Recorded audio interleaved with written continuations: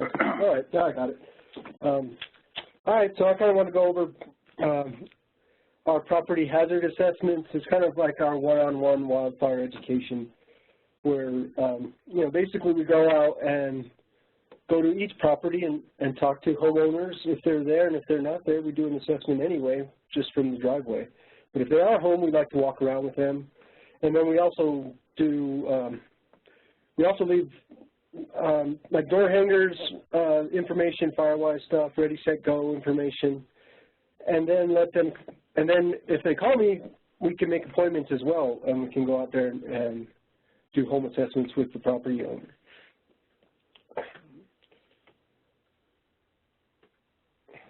And so this all kind of started in 2006. We hired Anchor Point Group to do a citywide hazard assessment at kind of like a neighborhood level, big picture. We got this really cool map with colors on it. And one of the big recommendations was to do parcel by parcel assessments, especially in those orange and red and really red areas. So our high to very high extreme areas. And within those large polygons there's about 3,500 parcels. And of those, I would say there's probably about close to 3,000 actual built lots, and then there's 500 or so unbuilt lots. And so we kind of, in 2006 that was a recommendation, and then we didn't really have a crew to do anything. It was just me kind of talking to homeowners and trying to do property assessments when people would call me, or if I got a hold of an association or something. But then in 2013, we had a crew, and we had more than just a hand crew. We had a hand crew that was doing fuels work. We had a hand crew that was doing home assessments. And so along with our structural firefighters, we were able to trade off their days off and give them a little bit of overtime, and then use our hand crew guys to go out there on their days on and canvass the neighborhood and get things accomplished. And with that, we got, this is the kind of form we used for the assessment. We took NFPA's form and added some stuff and took some stuff out that we felt we needed for our work, and then Chris Nystrom was doing similar stuff in the county, and we kind of took her idea of a community rating, so that 2006 assessment, and added it to the overall hazard rating, so that it kind of helps to level out those communities and bump up communities that are in those high hazard areas, just because that's where they live, and then helps to lower risk in other areas that where the risk of a wildfire isn't the hazard and risk of a wildfire isn't as damaging to some of the lower or moderate areas. So it was a good balance. And so since 2013, we've done, across the city, we've done about 1,600 assessments, and currently we have a team of a crew of 5 that are out there in groups of 2, and 1 supervisor doing home assessments across those hazard areas and picking up wherever we're missing. But continuing on with those hazard areas, it seems like we're pretty much done with the high to extreme areas, and now we're kind of looking at moving into the moderate areas, and then at some point we'll probably revisit all those other areas as well.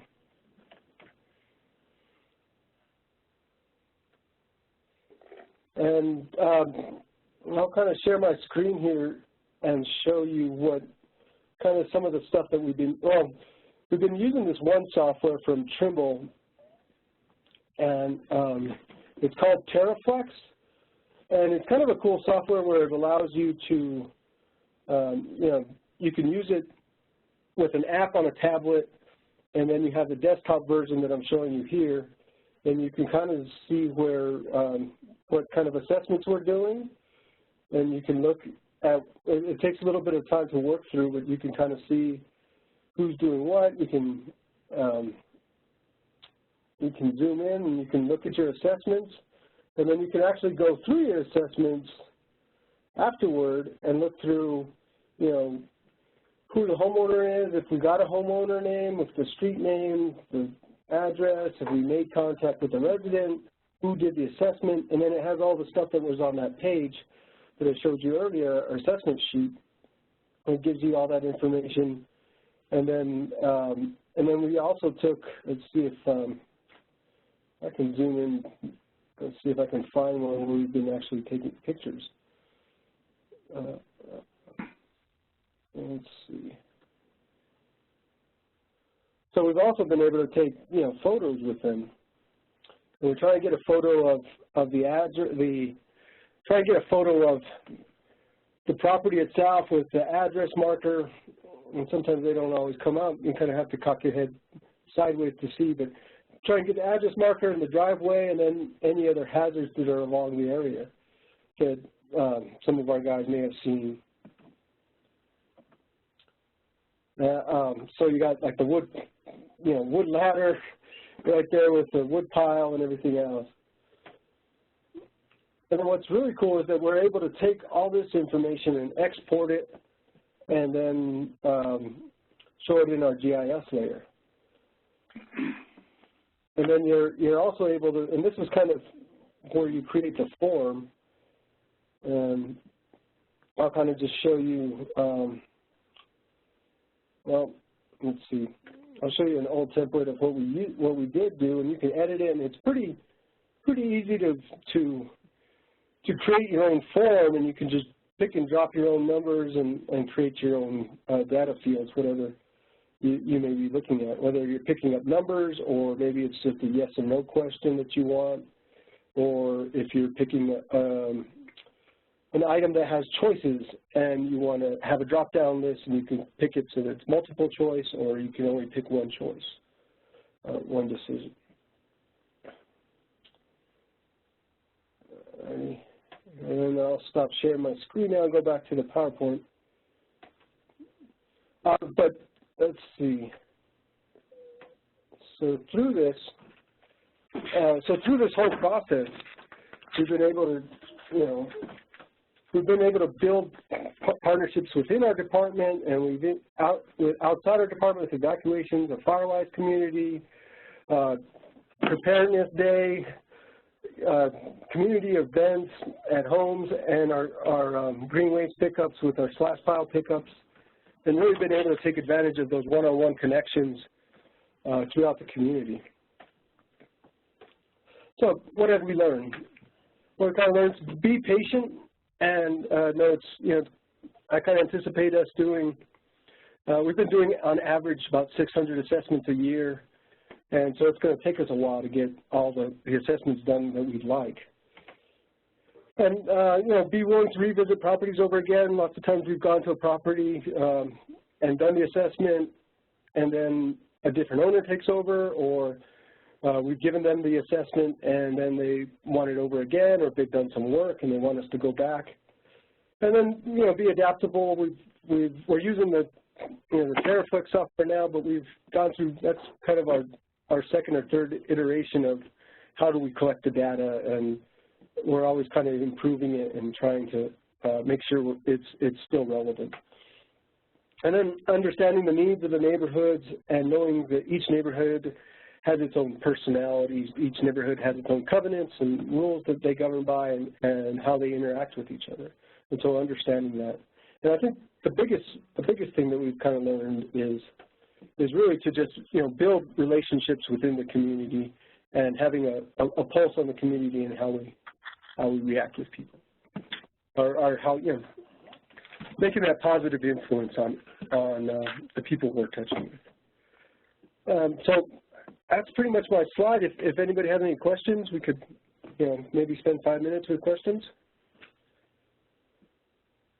Yeah, so people can either chime in or they can type a question in the chat box. I have a question for you. This is Mary Beth, and is that TerraFlex, is that easily accessible? Do you have to pay for that? So yeah, so you do have to pay for it. You pay it's $400 for one license, and that's you can use 3 devices at the same time. So we only pay for one license, and we're able to use 3 devices at the same time. That includes the desktop. So I can be on the desktop, and the our 2 assessor crews can be out at the same time, all using the same on 3 different devices at the same time. Porfirio, this is Michelle, and I'm wondering, so once you do these assessments, how likely are the property owners to follow through on what you've recommended? I don't know if we're probably not capturing that very well. I think the successes that we have seen is when the associations or an organized group in those neighborhoods have gotten together and realized, hey, these are the assessments that they've done. Let's see if we can do something to reduce that. So we have the Firewise community that was kind of spurred on by these assessments. But then we've had another community that didn't want anything to do with didn't want to do anything with Firewise or an action plan, but saw the assessment as a way to encourage their neighbors to do a bunch of thinning and dead wood removal. And so they did like 150 tons of material in one summer, just because of the assessments that were going through their property, and then the association there leveraging our presence in the community to get a lot of green waste out. And then you had a truck with a big arm on it collecting that slash. Is that like a citywide program, or because that's a big problem where I work in Colorado Springs and the Front Range, is people accumulate this slash. Now, how does it get transported to, say, a slash site? Yeah, so we so through our hand crew, and we needed something for them to do other than some of the some of the thinning projects that we had, and we were able to find a grapple truck. And so I think one of the other departments was like, hey, we have this grapple truck that our sanitation department, they had a grapple truck that was just sitting there. And it had been sitting there for like a year and a half, and they're like, yeah, it just needs a quick tune-up, and you guys can have it. So we were able to gather, to acquire that truck and use that truck for the green waste pickups. We also did purchase like a truck and trailer before we had the grapple truck, and had just a crew of 4 out there picking up the green waste for the communities. And I was able to work with our transfer station, who mulches up the material we take them, to waive the tipping fees for us if we transported it to them. And so they waive the tipping fees, and it's about, I think it's like $20 a ton or something. So we're averaging 100 to 150 tons per year or so. So that kind of adds up. Right. Okay. So it's done through the fire department, though, the transport. Yeah. We kind of offered it as a service to get incentivize homeowners to do the slash removal, because a lot of areas they just weren't doing it. Right. That's a good idea. Okay. Very good. Okay, so we can probably take one more question, and then we should move on to Frank. I have another question. Sorry, it's just a really quick one. This is Mary Beth again. When you're calling these assessments, are these prior to a defensible space inspection, or is that the same thing? I suppose it would be the same thing. I mean, we don't have any codes that require folks to maintain defensible space. Okay. So, I mean, this is kind of that defensible space inspection, I suppose. We're just calling them assessments, and we let the property owners know what we're doing and why we're doing it, and that we're giving them recommendations, but they, I guess they know that there's no requirement to do that. Like, we don't write fines or hand out tickets or anything. Okay, thanks. That clarifies that for me. That was great, Porfirio. Thank you for sharing that. I think Welcome. Based on what I'm seeing in the chat box, this isn't a program that anybody else is using, the TerraFlex. So it's really nice to be introduced to that. Yeah, and if anybody wants to contact me directly, please do. And then if anybody has any extra questions, I can, if you post them on the chat box, I can keep an eye on that to answer any of those. Okay, I think there's one in there right now saying, would you recommend that other communities invest in that initial assessment that you described? Also, how much did it cost? Okay, and as far as the cost, I think I'd have to think about what exactly they were talking about. I mean, like, basically it was personnel time. That was the map you showed, Porfirio? The map you showed with the hazard areas? Yeah. Was that 2006? Yeah. Okay, yeah.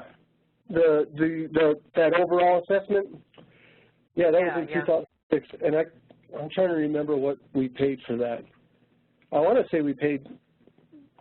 I'll have to go back and look. That was like 10 years ago. So I'll have to look and see what we paid. I want to say maybe $30,000, but I don't recall exactly what we paid for it. Okay, thanks. And it was pretty close to like a CWPP. It was really close to a CWPP assessment. So if folks have their CWPP assessment, I think they can use that to leverage into these property assessments, or at least that would be my thinking. Okay. Well, we better wrap this one up and move on to Frank. Are you ready to go, Frank? I'm ready. Okay. All right. Thank you all for listening today. The first screen here shows a picture of where we are in North Georgia, the top corner in the mountains of North Georgia, and a chipper. And since I wrote these slides, we had another incident with a chipper. We were getting the county chipper for every community. We got 18 of them now, once a year. And Monday, somebody let the winch line go through the chipper and exploded it. So I'm not sure we're going to be able to use the county chipper anymore. But just a warning to you people, that's a dangerous piece of machinery. If you see the shrapnel I found after it went through it, it'll scare you to death. But we'll still keep doing something, education or something. There's a picture of one of our communities to show how a lot of retirees live here in the community we have and the risk we have. The top of the ridge line is Forest Service, and down the right side is Forest Service. So these people have no real room to do any mitigation outside of their own yards. This community has 110 homes and one entrance. Luckily, the roads are a little bit wider in this community than most of them, but you'd have a hard time passing a car with a fire truck going in. This is where we had our exercise last year, and we proved to the residents if we have a fire, they're in trouble if they don't get out quick. So in these communities, the population of these communities is predominantly retirees, they're older, and they're not local. And by not local, they don't have an Aunt Susie to go to if they have a fire, have to leave their home. They have nowhere to go if they have to evacuate. So this is a big issue we have. That's why we had the exercise to try to instill ready, set, go in them where they know to get out and go somewhere so we can account for them. Many of them are not physically able or willing to mitigate their property, but they'll pay somebody to do it, or they'll let us come do it. Homes near the forest have very few defensible space. You can build a house on the Forest Service line and stand there on your deck and touch the red paint. There's no setback, so there's no defensible space behind these homes. Very few young people live in here because it's all retirees. They have their grandkids sometimes. Most of them board a Forest Service in our county. We're 52% Forest Service in our county, so everybody lives in the wildland urban interface. They're all within range of an ember shower also. We have a high risk of wildfires when it gets dry in these areas because our forests are green, but they still burn, not within the out west, but we still have fires. Most of them are willing, but they can't do the work just because physically they're not able, or they're not prepared, or they're not set up to do it, or whatever. So what we have come up with, we need to engage young people, because those of us who are getting toward the end of our careers, I hope it's a long time, but sooner or later, we need somebody to take up the torch when we decide to put it down. And if we don't bring the young people up, this program will die when we go away. So we're trying to engage young people with interest in helping the community and that are going to pursue a career in natural resources, whether it's forestry or wildlife or some kind of natural resource program. So our county agent in the county below us, White County, which is our second fire deputy community in Georgia, has come up with an idea of a competitive scholarship for his 4-H members. He developed this through the cooperative extension with our RC&D, my RC&D, Georgia Forestry Commission, and U.S. Forest Service.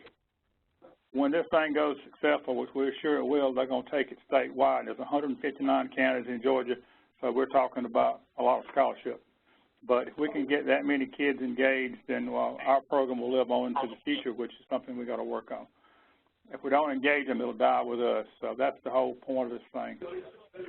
Actually, they're having the first meeting right now with our student, our first awardee, as there's another town having it right now.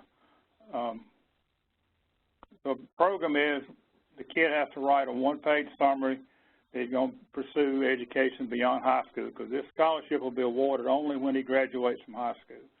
He has to be in the 4-H Achievement Project. He has to complete an online fire-wise course or fire adapted course or some kind of prescribed fire course.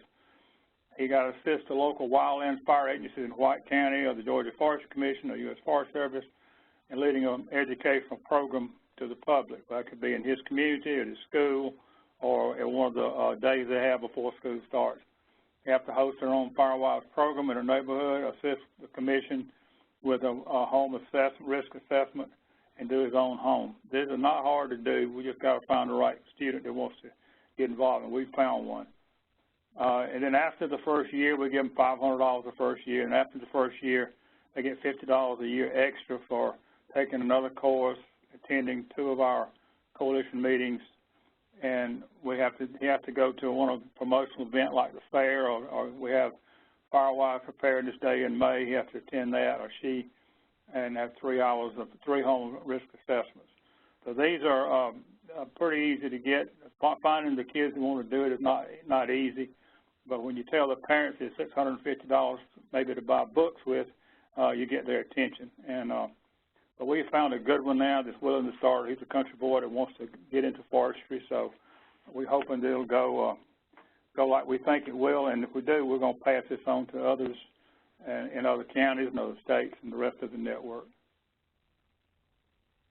Here's a picture. I look at this like the 2 ants on the bottom of the kids pushing us, the old people on top riding the ball up the mountain. So, but if we don't have that, seriously, if we don't have the youth come in behind us to try to push this thing, then it'll go away one day, and we don't want that to happen. We work too hard to get it here, and we got to have help. And we're expanding ours here to all the way to Virginia through North Carolina with another initiative we're just getting started on.